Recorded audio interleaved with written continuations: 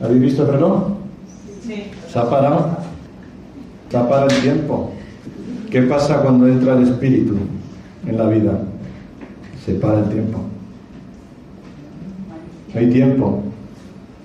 Cuando uno va a una fiesta, y sobre todo si le gustan las fiestas,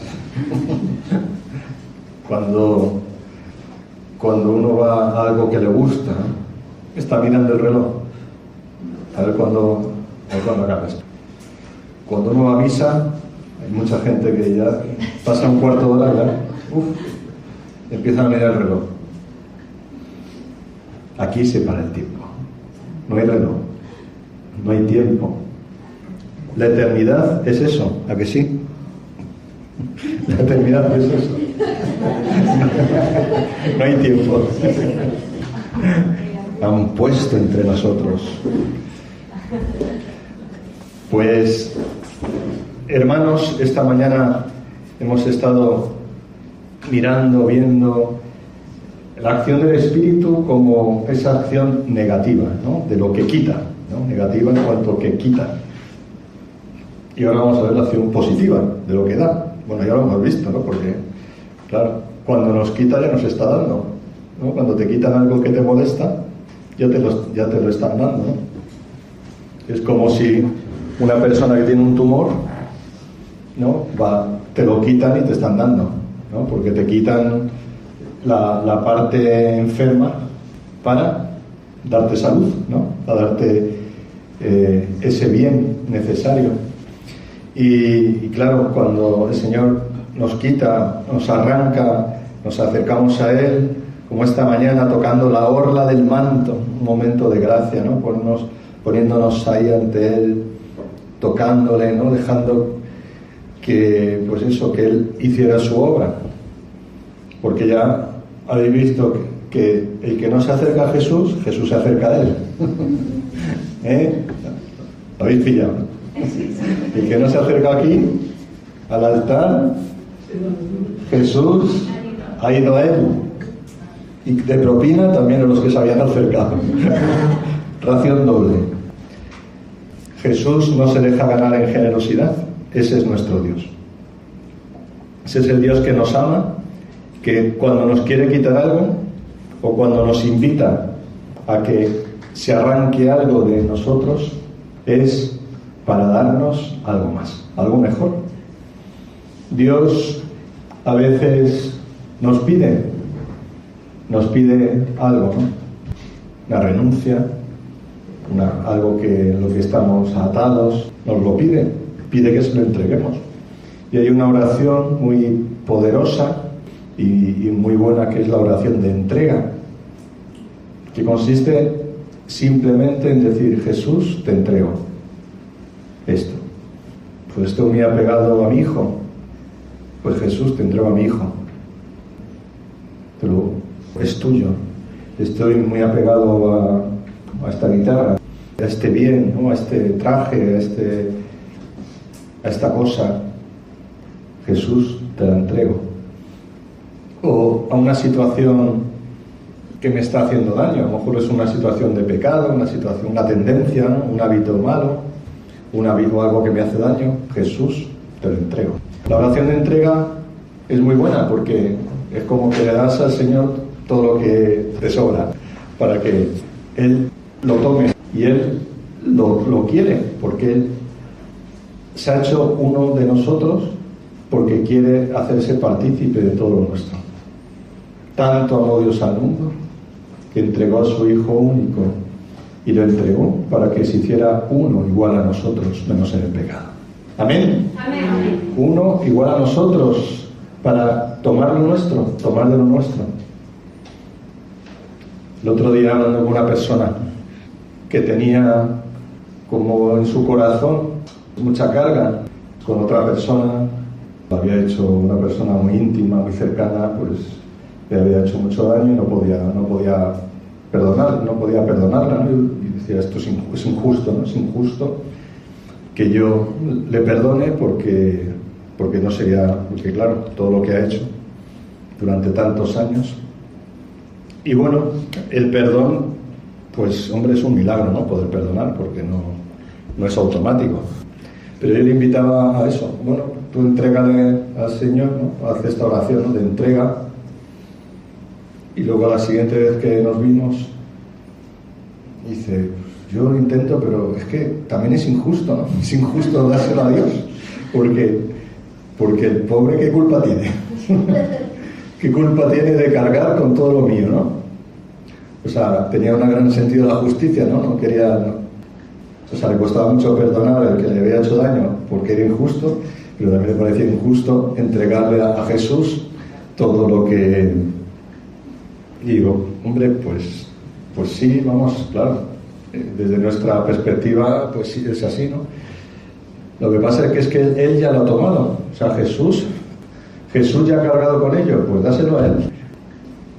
Es que hay veces que, y pasan con mucha frecuencia, que uno piensa lo que el otro piensa de lo que está pensando, que tiene que pensar.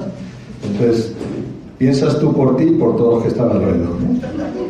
No, pues no, porque claro, si le digo eso, pues claro, él va a hacer esto, él va a tal, entonces claro, después va a pasar eso y luego, bueno, tú piensa por ti. Ya sé que tienes un gran cerebro, una gran capacidad intelectual y de pensamiento, pero no piensa por ti, no pienses por Dios. O sea, Dios ha dicho, dámelo todo, quiero todo lo tuyo. En la cruz lo he clavado todo. En la cruz, ahí está todo el sufrimiento humano. Pues dámelo. Entonces me estoy invitando a decir, Jesús, te lo doy, tómalo, te lo entrego. Pasó otra semana o 2 semanas, pasó el día tercero y dijo Dios, ¿ya has entregado todo? ¿Ya me has entregado todo? Entonces me viene esta persona y me dice, pues le he entregado un poco. Yo le he entregado un poco, oye, y qué bien me he quedado. Eso es lo que el Señor quiere. ¿Por qué? Porque Él carga con lo nuestro. Eso no quiere decir que el problema se nos quite, seguramente, ¿no? Y así decía esta persona. Me decía, noto que Él comparte lo mío. Se lo he entregado y Él comparte lo mío. Esa es la clave, ¿no? Yo le entrego a Jesús lo que tengo, se lo entrego, lo pongo ante Él y Él me acompaña. Dice Jesús, quien quiera seguirme, cargue con su cruz y sígame. Yo tengo que seguir con mi cruz, ¿no? Pero claro, si cuando llevas la cruz hay alguien que te la sostiene, pues es distinto, ¿no? No sé si habéis hecho alguna vez, yo alguna vez lo hago así un poco de broma, ¿no? Cuando veo a alguien con una mochila muy cargada, se la levanto un poco, ¿no? Y entonces, claro, se vuelve, ¿no? Nota, anda, me pesa menos. Hacedlo, ¿no? Cuando, hombre, que conozcáis, porque si le coges la mochila, mejor piensa que se la robas. Cuando tú notas que alguien te aligera el peso de la mochila, sigues llevando la mochila. No, porque yo no se la quitaba, yo simplemente sostenía un poco. Era una broma, vamos. El Señor me está dando ahora una interpretación como espiritual de esta broma. Pero cuando la persona nota que pesa menos, pues es un alivio, ¿no? Sigue llevando tu mochila, ¿no? Tú vas a salir de hoy y vas a ir a casa y tu marido pues va a estar igual ahí delante de la televisión viendo el fútbol, no ha cambiado, no va a estar ahí rezando el rosario. Digo, si suele hacer eso, si suele rezar el rosario, estará rezando el rosario. Bueno, pero que el efecto de este encuentro, no, de repente no vas a ver a todos tus hijos ahí en alabanza a Dios y cantando las maravillas si no lo hacen habitualmente, ¿no? La realidad que nos encontremos pues va a ser la que sea, ¿no? La que suele ser, y yo voy a ser el que soy. El Señor pasa por mí, pero yo no dejo de ser quien soy.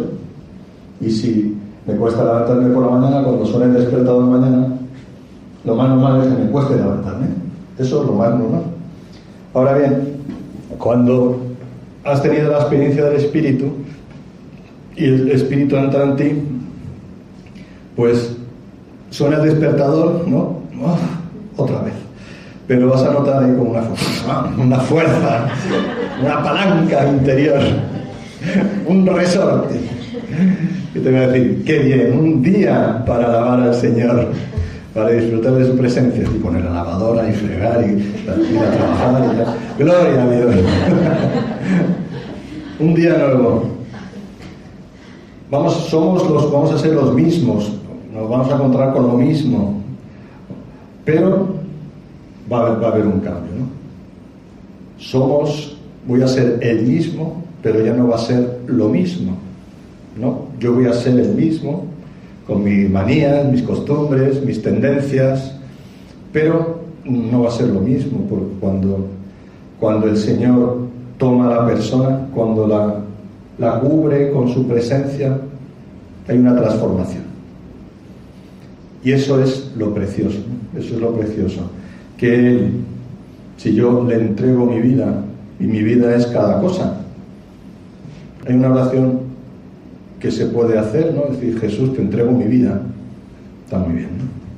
Gloria al Señor por esa oración. Pero es como muy general, ¿no? Mejor hay que concretarlo, ¿no? Pues te entrego a mi suegra, ¿no? Por ejemplo, ¿no?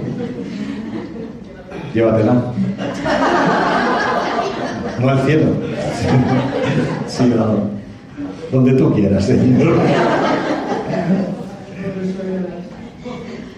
Bueno, esto no se puede decir mucho, que una vez hice un comentario sobre las suegras y vino una persona y me echó la bronca, porque su suegra era maravillosa y porque ella hablaba así de las suegras, digo, no, es un ejemplo, no es más. Entregar al Señor todo, pero en concreto, ¿no? Cada cosa, cada situación. Es una oración de entrega, ¿no? También luego haremos una oración de renunciar a todo lo que me ata, todo lo que me está condicionando, porque determinando somos libres, no hay determinismo, pero sí condicionamientos y a veces fuertes, ¿no? Entonces decir, Jesús, en tu nombre renuncio a, ¿no? Renunciar a esas cosas que me están dificultando e impidiendo el seguirle, el vivir en Él. Todo esto son como modos, formas de caminar en el Espíritu. El seminario de vida en el Espíritu es, o pretende ser, una forma nueva de vida. O, dicho de otra manera, un vivir de otra forma, un vivir de otra manera. La vida, pues, vamos a tener nuestras ocupaciones igual, nuestros deberes, nuestras situaciones, pero vivirlas de otra manera, ¿no? Gestionarlas de otro modo. Saber que la vida tiene sus dificultades, pero que vivida en el Señor es ligera, porque su yugo es llevadero, su carga ligera. Entonces, la vida es una carga, es una cruz, pero con Dios es una cruz ligera, es una carga llevadera. Sin el Señor se hace un fardo pesado, insoportable. Gracias a Dios, incluso aquellos a lo mejor que no tienen fe o no creen, pues también encuentran esos cirineos, esas personas, porque Dios es bueno y bondadoso con sus criaturas. Entonces, bueno, pues también pueden encontrar ligereza en sus cargas. Pero uno que tiene fe y no vive esto, pues es como que te estás perdiendo lo mejor de la fe. Hemos podido recibir un cristianismo pesado. Esto quizá más en épocas anteriores. Un cristianismo muy de cargas, ¿no? De obligaciones. Tienes que, ¿no? Tienes que. Yo he declarado la guerra al tienes que, al deberías, a pum, ¿no? A la norma por la norma. Nuestra fe es una fe salvífica, salvadora, liberadora, sanadora, transformante. Esa es nuestra fe, esa es la fe real. O sea, yo no sigo a un Jesús que me carga, yo sigo a Jesús que me libera. Aunque eso supone que, claro, que seguir a Jesús, pues supone que a lo mejor pues se rían de mí, o que pues la gente no lo entienda, o que pierda amigos, pero es porque me salva, porque me sana, porque me transforma. Yo no sigo a Jesús porque son obligaciones. Tengo que ir a misa, tengo que rezar, El que vive así el cristianismo no sabe lo que es ser cristiano, no ha conocido la experiencia de Dios, porque la experiencia de Dios es una experiencia de amor. Es como un chico que se acaba enamorando de una chica y dice, joder, tengo que quedar con ella. Pues entonces no te has enamorado, ¿no? Yo entiendo que si llevas ya 20 años, tengo que volver a casa. Pues eso puede ocurrir o no, porque también ocurre lo contrario, ¿no? Pero que cuando algo te llena, no lo ves como una obligación, ¿no? A mí me sorprende mucho, la verdad, yo lo veo como fidelidad auténtica los que están yendo cada domingo al Bernabéu a sufrir, porque los del Atleti ya están acostumbrados a sufrir, ¿no? Ya está en el ser, ¿no? Yo creo que los del Atleti son los que más cerca están de Dios, del Señor, ¿no? Están unidos a Él, ¿no? En su sufrimiento, en la espera gozosa, ¿no? De que sea transformado ese. Y yo veo que los del Madrid necesitan mucha purificación, ¿no? Porque muchas veces hay soberbia, ¿no? Hay mucha como soberbia. Y entonces, pero me sorprende, ¿no? Que cuando un equipo de fútbol no está jugando bien, ¿no? O juegan solo, pues cuando les interesa, que fielmente van allí al campo de fútbol, aunque llueva, ¿no? Van allí, ¿no? Entonces, más allá de tus sentimientos, ¿no? De tus colores, esto trascendemos, nosotros estamos más allá, ¿no? Porque da igual que seamos del Madrid, del Atleti, bueno, no da igual, pero bueno. Digamos que ahora da igual. Más allá de esto, ¿no? El seguimiento del Señor puede tener también tiene sus dificultades, ¿no? Jesús no nos dice, quien quiera seguirme, se le va a quitar la cruz, ¿no? Si no, tome la cruz, ¿no? Va a ser ligera, pero va a ser cruz. Y no dice, mirad, el camino al que yo os invito a ir es la autopista de 5 carriles, ¿no? Es una senda estrecha, ¿no? Y la puerta angosta. Es decir, que el camino del Señor es un camino que nos dice así, pero cuando pasa la puerta estrecha, ¿qué se abre? Un enorme paraíso, ¿no? Un campo enorme, ¿no? O sea, la puerta es estrecha, pero se abre un camino de libertad, ¿no? Tremendo, ¿no? No sé si es en las crónicas de Narnia, creo que me parece que en la película es la del armario, que hay un armario, ¿no? Hay un armario y de repente se ve un bosque con colores preciosos, ¿no? Lleno de verde, como todos de árboles, pero de flores, o sea, una cosa maravillosa, ¿no? Es la puerta estrecha, ¿no? Pero cuando entras se abre el paraíso. La oferta del mundo es al revés, ¿no? Te ofrecen un paraíso aquí y cuando pasas llegas al infierno, ¿no? O sea, te metes en la oscuridad y en la muerte. Es el camino por desgracia, de la política más común, ¿no? La política propiamente es el servicio al ciudadano, ¿no? El político es aquel que está al servicio, ¿no?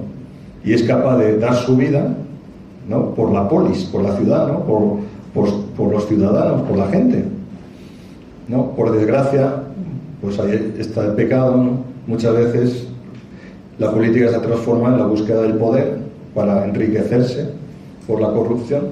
o para pues tener un prestigio, un poder y poder influir en los ciudadanos para que tus ideas pues se les metan en la cabeza, ¿no? Los medios de comunicación son mecanismos de poder, en fin. ¿Qué pasa? Los mítines nunca promete un político sufrimientos, adversidades y dolores, ¿no? Sino todos son para bienes, ¿no? Son grandes promesas. Luego llegan y ¿cuántas cumplen? Pues eso ustedes pueden examinarlo. Pero el camino de Dios es primero estrecho y luego el paraíso. El camino del mundo es muchas promesas y luego ¿qué? No, entonces, ¿por qué de la población de este barrio o de toda la vicaría, de todos los que han sido invitados, cuántos estamos aquí? ¿Qué porcentaje? El cristianismo no es de masas. Si hubiéramos prometido aquí, hubiéramos dado billetes de 500, vamos, esto, ¿no?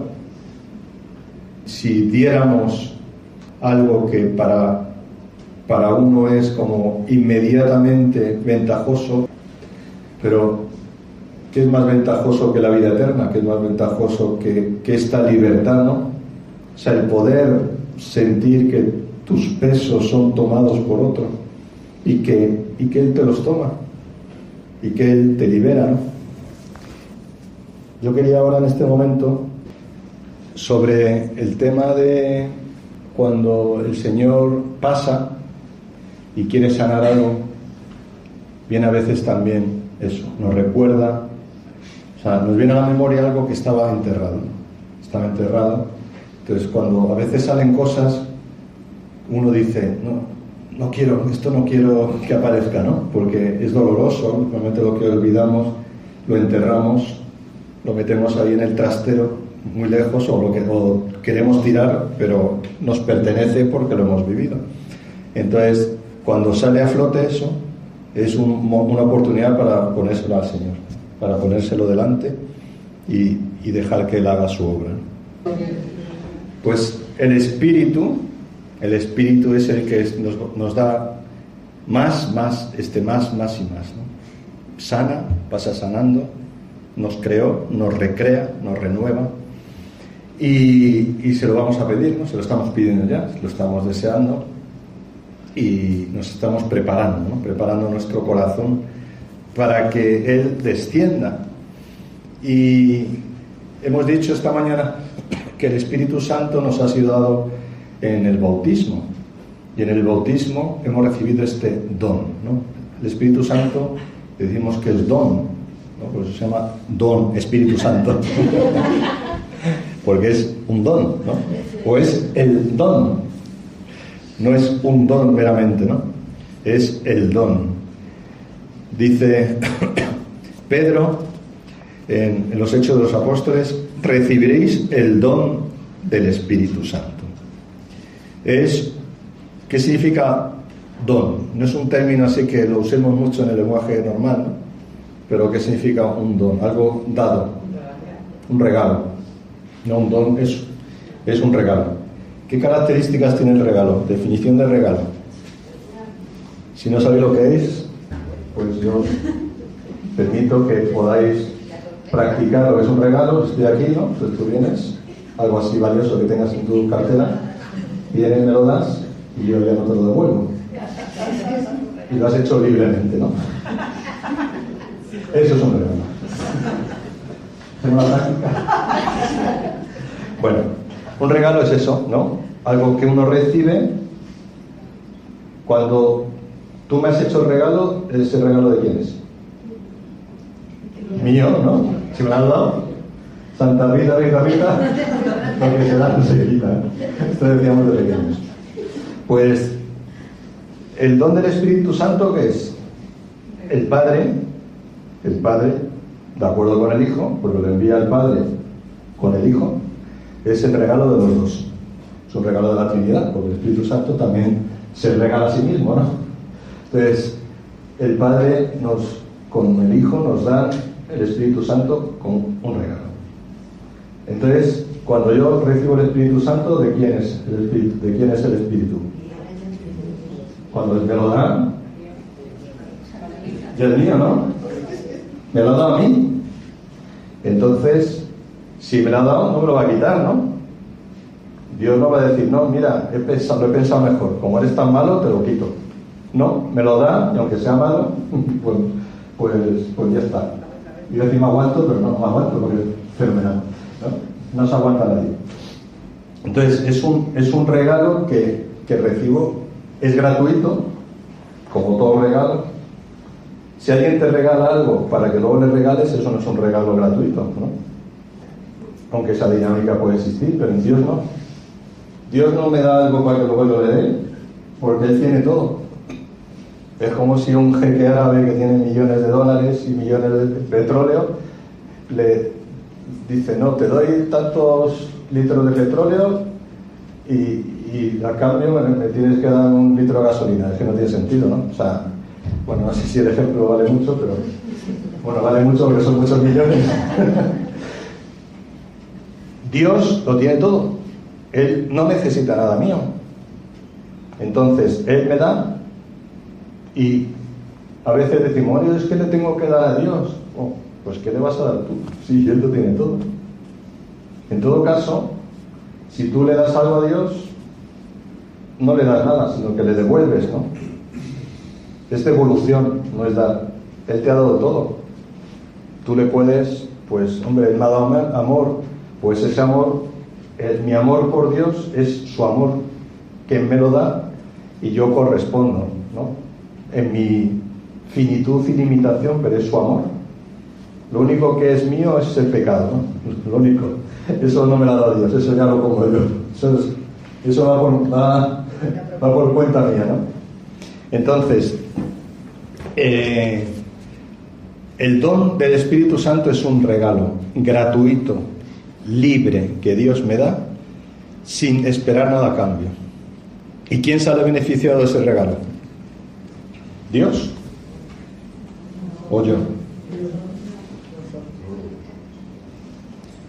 Yo soy el beneficiado, pero cuando me lo dan ya es mío, ¿no? En teología se distingue entre dos tipos de gracia, la clasificación de la gracia increada. El increado es Dios, el no creado, Dios, es la gracia, y la gracia creada, que es el don de Dios en mí, es decir, el efecto de lo que Dios ha hecho en mí. Entonces, ya es mío, ya me pertenece, aunque es un regalo, ¿no? Pero ya lo tengo yo, ¿no? Por eso, la acción del Espíritu es transformante, me cambia la vida. No es simplemente algo superficial, porque Dios me lo ha dado para que entre en mí y transforme mi ser. Hay un autor, un teólogo, se llama Le Guillou, que es francés, dominico, habla mucho de la transfiguración, ¿no? De todo el ser, incluido el cuerpo, ¿no? Todo lo que somos. Somos como la transfiguración, ¿no? Está Jesús, ¿no? y resplandece. Todo nuestro ser está llamado a esa transformación, ser transfigurados por el amor. Ese es el regalo del Espíritu, es el don porque es un regalo que se me da y que se me da así, por nada, y sin que yo tenga que hacer nada. Este don ya lo hemos recibido en el bautismo. Algunos hablan del don septiforme. Este don, que es uno, es el Espíritu, pero que tiene como distintas formas o manifestaciones. Y esos son los dones. ¿Habéis oído hablar de los dones del Espíritu Santo? ¿Sí? ¿Cuáles son los dones del Espíritu Santo? Son 7. Los tenemos en Isaías 11, que habla del Mesías, el Mesías Rey, el cual va a ser investido del Espíritu. Dice el texto: saldrá un vástago del tronco de Jesé, y un retoño de sus raíces brotará, reposará sobre él el espíritu de Yahvé, espíritu de sabiduría e inteligencia, espíritu de consejo y fortaleza, espíritu de ciencia y temor de Dios, y le inspirará en el temor de Dios. ¿Cuántos hay aquí? 6. Aquí hay 6. Aquí aparecen 6 dones, el temor está repetido y luego la traducción, en el siglo II antes de Cristo, la traducción griega de este texto, la llamada la Septuaginta, la traducción de los 70, la traducción griega, el texto de Isaías está en hebreo, ¿no? Entonces añade una evolución, añade la piedad, ¿no? Entonces tenemos 7 dones del Espíritu Santo, que son, ¿cuáles son los dones del Espíritu Santo?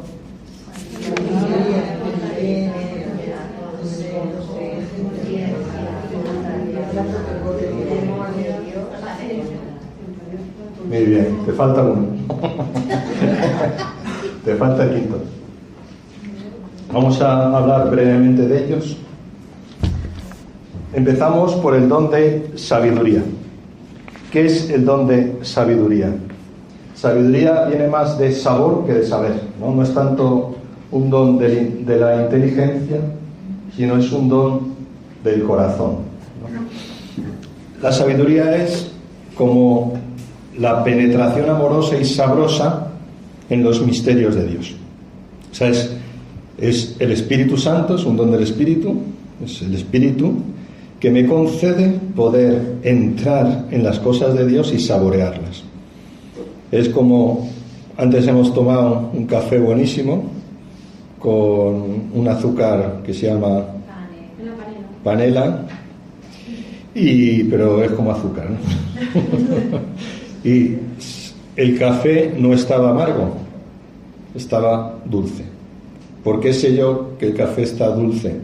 Porque he hecho una tesis doctoral, una carrera en la universidad para aprender que... No, porque instintivamente lo noto, ¿no? Lo siento. Pues el don de sabiduría es como esa percepción, ¿no? O esa experiencia como con natural, que no tengo que pensar ni hacer un raciocinio, sino que experimento el gusto por las cosas de Dios, ¿no? O sea, el don del Espíritu me hace poder conectar, tener gusto. Bien, sabiduría. El don de temor de Dios. ¿Qué significa temor de Dios? Temor es miedo, ¿no? ¿Pero el temor de Dios es miedo? No. ¿Cómo definiríamos este don de temor de Dios? ¿Podríamos definirlo como respeto? Como respeto, como admiración, como, pues... ¿Cómo? O sea, el don de temor de Dios es ante el que es trascendente, ¿no? Ante el que me supera en todo, porque es Dios, ¿no? O sea, Dios, hay atributos de Dios que aparecen en la Biblia, ¿no? Y otros que han sido añadidos por un poco la inteligencia humana, ¿no? Pues eso, con todo aquello que nosotros nos llegamos, pues lo atribuimos a Dios, ¿no? Nosotros somos finitos, Dios es infinito, ¿no? Nosotros cambiamos, Dios es inmutable. Nosotros estamos en este mundo, somos inmanentes, Dios es trascendente. Entonces, Dios está por encima de todo y de todos. Pues a este Dios, pues claro que es un misterio. ¿Entendemos a Dios o nos supera? Nos supera por todas partes. Pues el don de temor de Dios es reconocer que estamos ante un misterio que hace temblar, que nos llena de reverencia, que nos atrae, nos fascina, pero al mismo tiempo hemos de reconocer nuestra pequeñez ante Él. No sé si os acordáis, no porque estuvierais, sino porque lo habéis leído en Éxodo, ¿no? Éxodo 3, cuando Moisés ve una zarza que está ardiendo. ¿Os acordáis? Y sube está en el monte y una voz dice: descálzate, ¿no? Porque el lugar que pisas es tierra sagrada, ¿no? Descálzate. Entonces Moisés experimentó temblor, ¿no?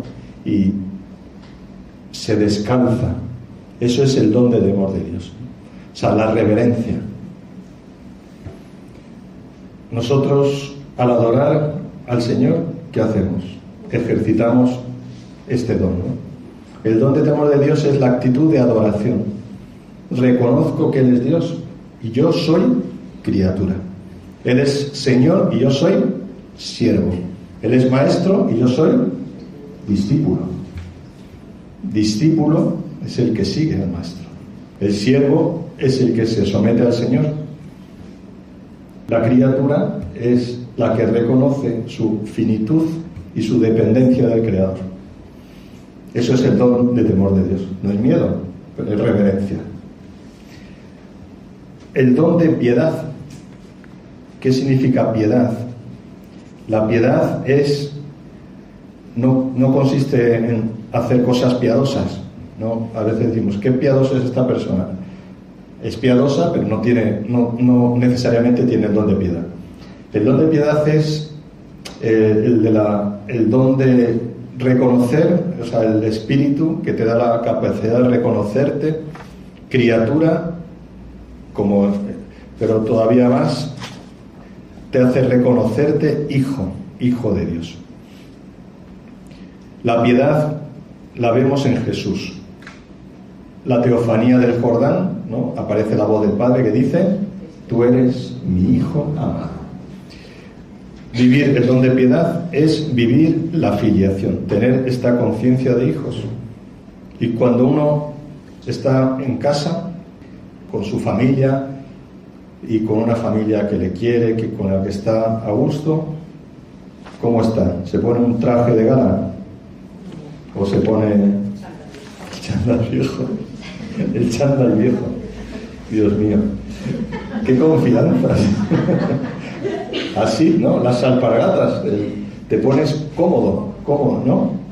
No guardas apariencias. ¿Cómo se vive este don de piedad? Te pones ante el Señor en confianza, ¿no? Pues se contradice con lo anterior, ¿no? ¿Me parece a mí o no? ¿Se contradice o es complementario? Es complementario, ¿no? Es complementario el don de temor de Dios, que es esa veneración, y el don de piedad. El don de piedad es soy hijo de Dios. Soy hijo de Dios por gracia.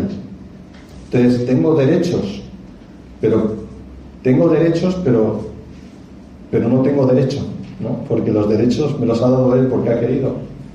Solo hay uno que tiene derecho por naturaleza, Jesús, ¿no? Él es el Hijo. Dice San Pablo que yo soy hijo y heredero, ¿no? ¿Qué quiere decir eso? Como soy hijo también tengo la herencia, ¿no? Tenemos la herencia de Dios. Somos ricos. Gran noticia, ¿os habéis enterado? Mucho más que la lotería. Hijo, soy hijo de Dios. Y si hijos, también herederos, coherederos con Cristo. ¿Cuál es la herencia? La herencia es la vida divina. La herencia es que soy de su familia. Soy hijo de Dios. Emma, ¿cómo te llamas? ¿Cómo te apellidas? ¿El apellido? ¿Te apellidas de Dios? ¿Eres hija de Dios? ¿Tu apellido de Dios? A ver, Paola, ¿cómo te apellidas? De Dios. De toda la vida. Desde el bautismo. ¿Tenemos el mismo apellido? Sí. Claro, ¿somos hermanos? Sí. ¿Sabíais? ¿Os conocíais de antes? Sois hermanas. Os apellidáis de Dios. En algunos esto será de un modo real, porque existe este apellido. Pues somos hijos de Dios. Esa es la herencia. Jesús es el hermano mayor, ¿no? El hijo con mayúscula. Nosotros somos los hermanitos menores, los hijitos. Somos hijitos de Dios. Él, hijo por naturaleza, y nosotros adoptivos. Somos adoptados. Bueno, en fin, ¿qué vamos a hacer? Pero no tiene un sentido peyorativo, ¿no? Somos adoptados por Dios. Nos ha recogido, ¿no? Estábamos en la inclusa, en el orfanato, ¿no? Estábamos ahí tirados y él ha dicho, venga, venid conmigo a mi casa. Y ya, en el momento que nos ha adoptado, bueno, esto es un secreto, seguramente nadie os lo ha dicho. Jesús dijo una parábola, ¿no? La del hijo pródigo, ¿se acuerdan? Pues es el adoptado. ¿A que nunca lo habían predicado esto? El hijo pródigo es adoptado. Me acabo de contar. ¿Por qué? Porque es hijo adoptivo. ¿El hijo adoptivo es hijo siempre o no? ¿Tiene los mismos derechos aunque se vaya de casa? ¿No? Aunque te vayas de casa, aunque no seas natural, ¿sigue siendo hijo? Sí. O sea, nosotros tenemos todos los derechos. ¿Un hijo que es adoptado tiene los mismos derechos? ¿Está inscrito en el registro civil? Sí. ¿Tiene todos los derechos que si fuera hijo natural? Pues eso. Bueno, lo dijo pródigo, olvidarlo porque no. Bueno, no lo olvidéis, que está muy bien. Porque tiene los mismos derechos, sea adoptivo o no. Yo soy adoptivo, pero tengo los mismos derechos. Entonces, como hijo, pues ¿cómo voy a tratar a Dios? En confianza. Puedo dirigirme a Él en confianza. Tengo el Espíritu, me permite decir a Dios, ¿cómo? Papá, papi, papito, papaito, Abba, eso significa Abba. Esa es si os dais cuenta, en todos los idiomas, lo primero que dicen los niños, ¿por qué se ha traducido eso como padre? Porque inteligentemente un padre que quiere que le llamen primero a él, ¿no? O sea, lo primero que quiere de un hijo es que le diga, ya dice mamá, por fin. Me da igual que diga papá o que diga, mientras diga mi nombre ya me pongo contento, ¿no? ¿A qué pasa? Cuando dicen mamá, papá, entonces el niño dice abba, abba, abba, balbucea, ¿no? Abba, abba, pues papi, ¿no? Papi, mami, pues eso. Por eso los nombres complicados los niños, es bueno para que el niño te llame, que tú te busques un diminutivo fácil, ¿no? Para que lo capte. Bueno, pues Abba es papi, papaito, ¿no? Ese es el nombre al que nosotros podemos llamar a Dios. ¿Por qué? Dice San Pablo, el Espíritu Santo dice en mi interior, Abba, Padre. Porque Cristo, y he recibido el Espíritu de Cristo, y yo me dirijo al Padre como Jesús, con la misma palabra con la que se dirige Jesús al Padre. Y eso fue tremendo en su época, ¿no? Era una blasfemia. Decir a Dios, papaito. Nosotros conjugamos las dos cosas, la veneración al Todopoderoso y la confianza en el papito, ¿no? Don, por lo tanto, de temor de Dios y de piedad se complementan. El don de consejo. Don de consejo quiere decir, es el don de discernimiento. Es la luz del Espíritu por la que me muestra lo que he de hacer en cada momento, en cada circunstancia, en cada situación de la vida. Yo necesito saber lo que Dios quiere y necesito este don, y lo tengo ya por el bautismo, ¿no? Pero estos dones que ya los tengo, los pido hoy para que se renueven y se actualicen.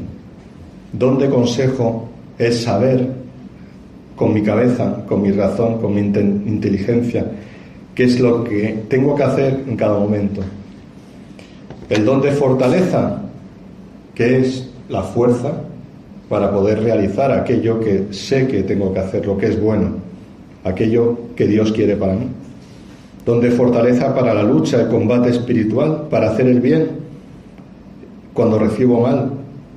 Don de fortaleza para dar testimonio en el mundo. Y me quedan el don de ciencia, que es, la ciencia quiere decir conocimiento. Entonces, el don de ciencia es conocer las cosas con la mente de Dios. O sea, es pedir a Dios que me dé su mente, su modo de conocer, para que yo pueda conocer todo, para que pueda mirar todo, todas las cosas con la mirada de Dios. Y el don de entendimiento es para que pueda comprender las cosas, los misterios de Dios, ¿no? Entonces, ciencia es como que Dios me dé su cabeza para entender las cosas de la tierra. Entendimiento es con mi cabeza entender las cosas del cielo. ¿Se entiende? Entonces tienes don de entendimiento, si lo has entendido. Entendimiento es que yo con mi mente, mi inteligencia, pues voy comprendiendo, ¿no?, los misterios de Dios dentro de lo que se puede comprender. Porque mucha de la comprensión de las cosas de Dios no es tanto por raciocinio, ¿no?, por discurso mental, ¿no?, por estrujarme el coco, sino que es por revelación, ¿no?, porque me es revelado, o sea, porque Dios me lo da a entender.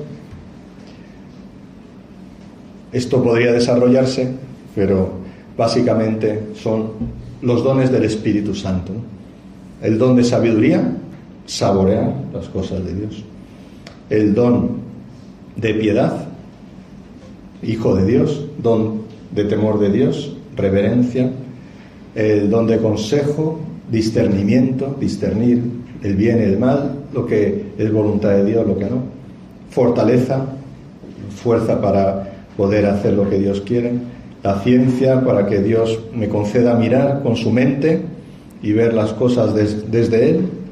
Entendimiento, para comprender con mi cabeza pues todas las cosas de Dios. Eso lo tenemos ya en el bautismo.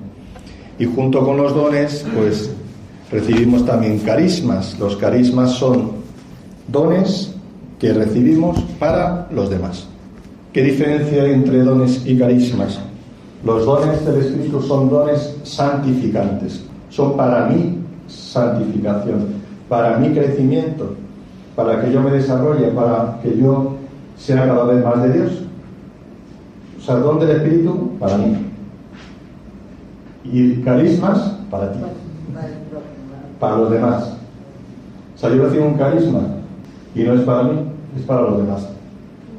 Ahora, el carisma tiene efecto rebote, es como un boomerang. Que si yo tengo un carisma y doy a los demás, pues también me repercute en beneficio propio, ¿no? O sea, Dios también. Pero lo propio del carisma no es para mi crecimiento, ¿no? Carismas, hay distintas clases, distintos tipos. Nosotros hoy aquí vamos a explicar alguno, pero brevemente, y después en sesiones posteriores vamos a ir desarrollando. Renovación carismática quiere decir que queremos ser renovados, vivir este nuevo nacimiento en el Espíritu. Carismática, porque los dones carismáticos que el Señor nos da es para los demás, para la Iglesia. Son dones para construir la Iglesia, para ayudar a los demás. Aquí, por ejemplo, estamos viviendo varios dones. ¿Qué dones habéis visto? Carismas, dones carismáticos, habéis visto que se están dando o que se han dado en estos días. ¿Cuáles habéis visto que se han dado? Los carismas son dones del Espíritu que concede una persona para entregarlo a los demás y ayudar a los otros. Hay carismas que son ordinarios.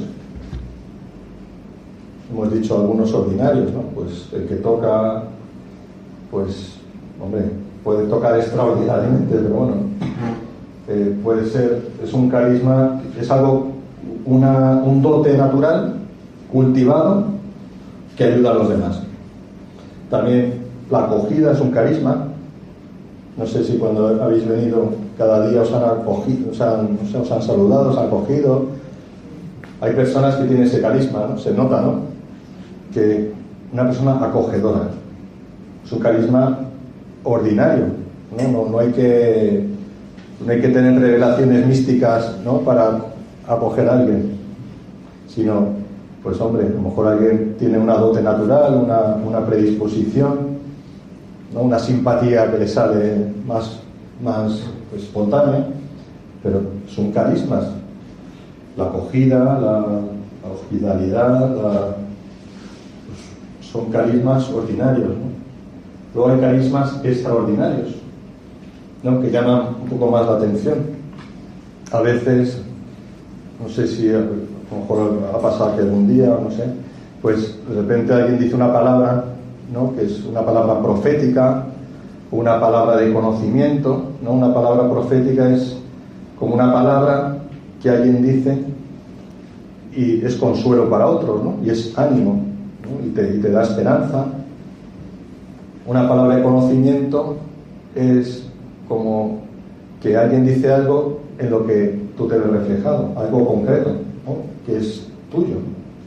Por ejemplo, una palabra de conocimiento es, te dice, mira, pues sí, me viene como que cuando o veo una niña, o me viene una niña pequeña que está llorando en un rincón, en una habitación, tal, como un dato muy concreto que tú reconoces que es tuyo, ¿no? Y que te ha pasado, y eso abre tu corazón y como que te revela algo tuyo que te lo hace a través de alguien, ¿no? Esos son como carismas extraordinarios que el Señor da. Milagros, carisma de milagros, curaciones, ¿no? Un milagro de curación o un milagro de otro tipo, ¿no? Sanaciones, tal, que el Señor pues sana cuerpos, sana corazones. Todo eso son carismas y personas que pues conocemos la historia de la Iglesia, y hoy también, pues que tienen ese carisma, ¿no? Que rezan, y al rezar pues las personas experimentan sanación interior o sanación física, etcétera, ¿no? Todos estos carismas, o sea, yo os invito a que no os perdáis 6 sesiones, porque a lo mejor os curáis del todo, no sé si del todo, pero a lo mejor de algo, que el Señor derrama sus carismas. Al pedir el Espíritu Santo, pues pedimos que venga. No sé si os acordáis, en Pentecostés ocurrían una serie de cosas. ¿Os acordáis de Pentecostés? ¿Estuviste allí? Que fue cerca de Segovia. Pues sí, hemos estado allí. Yo he estado en Pentecostés, porque Pentecostés, como han dicho los últimos papas, hubo un Pentecostés primero, hace 2000 y pico años, pero estamos en un nuevo Pentecostés. Es un Pentecostés perenne. Y esto que está aquí, ¿sabéis lo que es? El cenáculo, muy bien. Esto es el cenáculo. ¿Sabéis lo que es el cenáculo, no? Donde ocurrió el día de Pentecostés un gran acontecimiento. ¿Qué pasó? Se abrieron las ventanas. Esto se hará hoy figuradamente. Se abrieron las ventanas. Un viento huracanado que llenó toda la sala. Un viento, un soplo. Se posaron lenguas como de fuego en cada uno y empezaron a hablar en lenguas desconocidas. Quizá en algún momento, en alguna oración, habéis escuchado hablar como cosas raras, ¿no? ¿Habéis oído algo así alguna vez? Algo de cosas como lenguas, así como tipo arameo o algo así, ¿no? Sí, algo repetitivo. ¿Eh? Y repetitivo. Repetitivo, bueno, pues el repetitivo puede no serlo. ¿Qué es eso? ¿Eso os llama la atención? Sí. Llama la atención, ¿no? De repente que alguien empieza a Santa, la Hasana, Mataraya. ¿A este qué le pasa? Pero cuando ves que es como algo natural, dices, bueno, pues no rechina tanto, ¿no? ¿Os ha llamado la atención? ¿Os ha rechinado un poco? Cuando uno está en la oración, lo ve. Se percibe como algo natural. El orar en lenguas es un orar en el espíritu. Cuando uno le brota, es un carisma, de alguna manera, es un carisma un poco específico, ¿no? Porque es un carisma que es para los demás, pero también es un carisma con uno mismo, o sea, que sería como un don, ¿no? Porque La oración en lenguas, ¿qué hace? Abre el corazón, ayuda para que la acción del Espíritu penetre más en profundidad. En la intercesión, por ejemplo, cuando se reza por alguien. Ahora que vamos a pedir, a invocar el Espíritu, vamos a orar en lenguas. ¿Por qué? Porque el Señor sabe mejor que yo lo que te conviene. Entonces así no me equivoco. Si oro en lenguas, cuando uno ora en lenguas, oras en el lenguaje del Espíritu y el Espíritu hace su obra. Yo os puedo contar mi testimonio porque, claro, yo cuando conocí la renovación carismática ya era sacerdote y he tenido una formación pues normal, ¿no? Quiero decir que nunca he estado en un grupo carismático ni nada similar y bueno, pues conocí la renovación y claro, pues había ciertas cosas que me llamaban la atención, ¿no? Como esto de las lenguas. No entendía muy bien qué era ni cómo había que hacerlo, ¿no? Digo, esto, bueno, venga, me voy a poner, a ver cómo... ¿Hago un cursillo o qué? A ver cómo... Y bueno, yo lo escuchaba, pero tampoco movía mucho la boca, porque digo, bueno, pues que hagan lo que quieran, ¿no? Y ya está, yo estoy aquí y punto, ¿no? Pero claro, me llama la atención como la armonía, ¿no? Cuando hay una oración en lenguas y es en el espíritu, ¿no? Pues hay como una armonía. No sé si ha pasado aquí alguna vez. ¿Habéis notado, ¿no? como una armonía, un orden, como algo que te eleva, como que notas que es algo espiritual de verdad, ¿no? Y entonces, bueno, pues yo recuerdo que en un retiro de sacerdotes organizado por la renovación, ya estaba en la renovación, y fuimos con laicos, con reunión a los laicos de la ciudad donde estábamos, de los grupos de oración y tal. Entonces rezaron todos por nosotros. Y entonces yo recuerdo que al volver luego a la casa de espiritualidad donde estábamos haciendo el retiro, pues no sé, me metí en la habitación, de repente la lengua se me empezó a mover y digo, madre mía, ¿eso qué? Y entonces como que brotó en mí, o sea que empezó, o sea que se movía como sola. Vamos a ver, ¿entendéis? No es que yo podía controlarlo, ¿no? No es que se me hubiera vuelto loco. Aunque esto del espíritu te vuelve un poco así, ¿no? Te descoloca pero yo estaba abierto, ¿no? Yo estaba abierto a que, pues, el Señor y el Espíritu hicieran lo que quisieran. Y entonces, pues yo creo que fruto de toda esa oración, ¿no? Que hicieron sobre nosotros, y yo estaba ahí, ¿no? Hicieron sobre mí, pues como que brotó en mí como este carisma, ¿no? O sea, yo lo noto como no es algo que no es mío, ¿no? Que no es como un esfuerzo, ¿no? Que no es como que yo, venga, voy a tatarear. No es un tatarear, sino que brota como de mi interior, ¿no? Y que a partir de ahí como que sale, ¿no? Que sale. No sé si lo he explicado porque son cosas un poco difíciles de explicar. ¿Me habéis entendido un poco? Sí. Lo que vamos a pedir al Señor, si os parece, porque como vamos a orar de esa manera, es bueno que lo entendáis, que lo entendamos, o que ahora podemos hacer alguna pregunta y que también pues estemos abiertos, ¿no? No es algo que haya que forzar, no es algo, digamos, imprescindible en la vida en el espíritu, pero es algo que cuando se da abre nuevos caminos, ¿no? Porque cuando uno te dejas llevar por el espíritu, pues el espíritu hace cosas nuevas. Hay varios textos de la escritura que nos hablan de las lenguas. Hay uno de Isaías, hay otro texto de San Pablo que dice que el Espíritu Santo ora en nosotros con gemidos inefables. ¿Os acordáis de este texto? el Espíritu Santo ora en nosotros con gemidos inenarrables, inefables, que no se pueden, inefable quiere decir que no se puede decir, o sea, que no se pueden entender. Entonces, como que estos gemidos, esta es un modo como se expresa el Espíritu.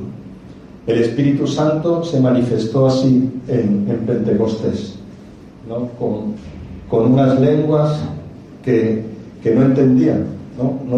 O sea, mejor dicho, que lo entendían, que unos se entendían a otros. Todo esto es un poco a mí se me escapa, ¿no? Porque claro, estamos ya dentro del mundo del Espíritu, y cuando entramos en el mundo del Espíritu, si uno lo entiende, es que no está viviendo en el Espíritu, porque si entiendes es entender a Dios, ¿no? Entonces estamos en algo inefable, insondable, inenarrable. Si lo quieres entender, es legítimo quererlo entender, por eso podemos explicar hasta donde podemos entender. No sé si me entendéis lo que estoy explicando. Mira, yo soy profesor de teología y hay cosas que yo lo digo a los alumnos. Digo, yo puedo explicar hasta aquí. Yo he estudiado este tema todo lo que he podido. No he llegado más. He preguntado a otros que saben mucho más que yo y no me han dado más. O sea, yo llega a un punto que podemos como intentar entenderlo más, pero llega un punto en que te tienes que arrodillar, ¿no? Y decir, solo lo entiendo de rodillas, porque no lo entiendo. ¿Entendéis? ¿Entendéis que no lo entiendo? Pero ahí, el Señor te da un conocimiento de las cosas, te revela en el corazón cosas que son insondables. Por eso, si queremos todo meterlo en la cabeza, pues nos vamos de aquí. Porque, y esa ha sido un poco nuestra tradición teológica occidental, nuestras costumbres, son muy, muy racionales, ¿no? Tratados, sumas teológicas, que son intentos de explicar la fe, pero nuestra cabeza occidental es muy cuadriculada. Los orientales tienen cabezas un poquito menos cuadradas, ¿no? Por eso el Espíritu Santo se ha entendido más en Oriente que en Occidente, o sea, se ha vivido más. Por eso y por otras razones. Otras razones que en Occidente también ha habido muchos iluminados, ¿no? que han ido luego pues eso. Porque claro, uno que tiene una inspiración, una iluminación, puede desviarse también, ¿no? Entonces, ha habido como personas que diciendo, bueno, que como iluminados por el Espíritu Santo, pero que luego se han separado de la Iglesia, o sea, han seguido otros caminos. Entonces, claro, complejo todo esto, pero bueno, básicamente es que abrirnos al Espíritu Santo y dejar que ocurra lo que ocurra. Entonces puede pasar cualquier cosa, ya está. ¿Habéis visto que en algún momento alguien se ha desvanecido? Esta mañana no lo habéis visto. Porque no habéis visto nunca que alguien como que se cae o que se queda un poco así. Pero eso puede pasar, ¿no? ¿A alguien le ha pasado alguna vez eso? Sí. ¿Qué quiere decir eso? Descanso en el Espíritu. ¿Y eso qué es?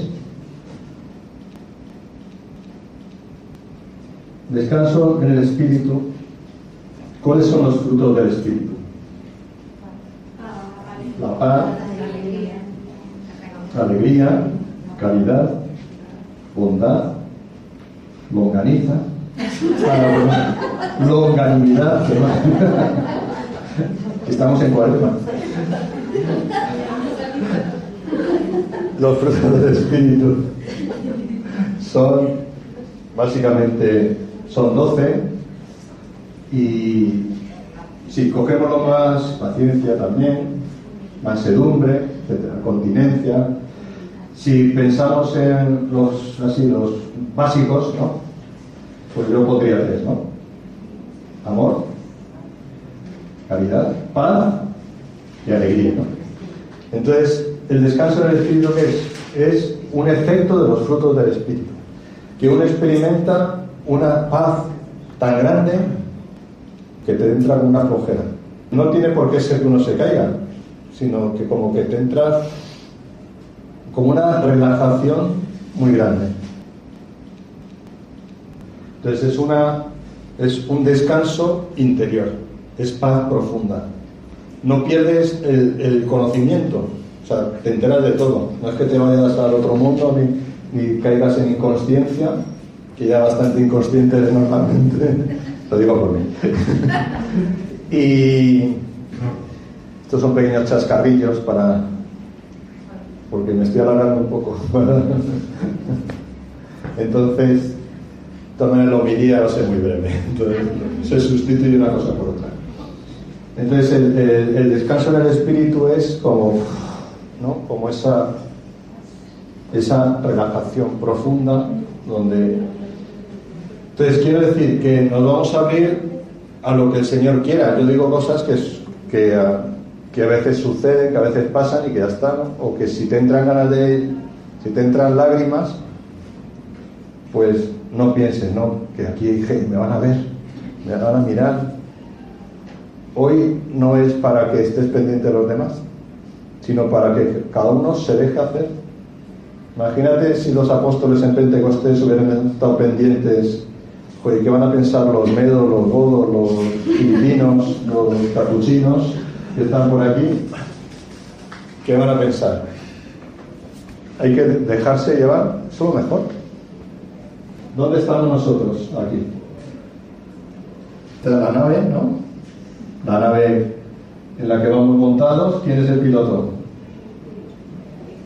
El Espíritu es el piloto. Yo me monto aquí y donde me lleve. ¿Amén? Amén. ¿Vamos a hacer eso? Sí. Vale. Gloria al Padre, y al Hijo, y al Espíritu Santo, como era en el principio, ahora y siempre, por los siglos de los siglos. Amén.